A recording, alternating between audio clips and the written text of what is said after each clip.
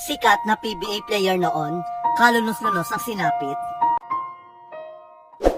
Bumuhos ang mensahe ng suporta at dasal para sa sikat na PBA player na ito dahil sa kanyang kalagayan ngayon. Marami na nga ang mga sikat na basketball player ang tumigil sa paglalaro matapos dapuan ng isang nakakamatay na karamdaman.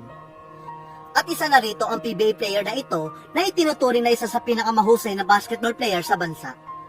Matatanda ang bago pumasok sa PBA, tumatak naman ang kanyang husay sa loob ng court nang maglaro siya para sa koponan ng Adamson Sorin Falcons sa UAAP. Hanggang sa matapos sa kanyang UAAP career, pumirma siya ng kontrata sa ilalim ng PBA team na Terra Firma Jeep.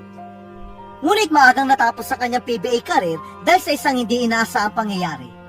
Halos 3 taon na nga ang nakakalipas nang dumating ang isa sa pinakamatinding pagsubok sa sikat na PBA player na si Royder Cabrera. Ito matapos siyang mag-collab pagkatapos ng maglaro ng 2 laban sa ikalawang leg ng PBA 3x3 na ginanap noong November 24, 2021 sa Inaris Sport Arena sa Pasig City. Ayon sa ulat, nawala ng malay si Royder sa loob ng locker room.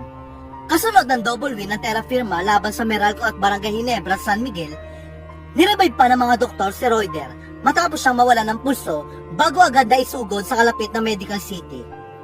Na-diagnose naman si Royder na mayroong fatal arrhythmia, isang life-threatening heart condition kung saan irregular ang ritmo ng tibok ng puso ng isang tao.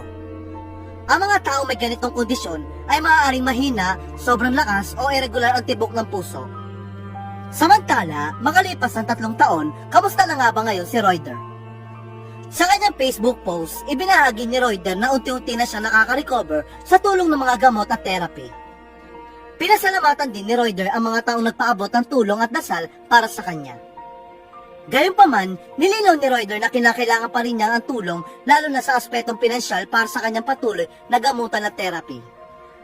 Aniya, good day everyone.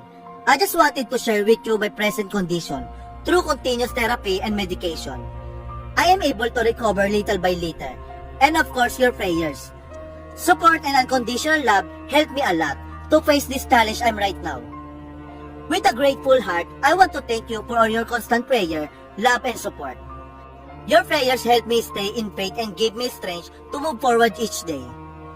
Indeed, I am beyond blessed to have a second chance at life. However, with the continuous medication and therapies, we again humbly knock into your hearts, as any amount of financial assistance to support my daily medication and therapies will be much appreciated.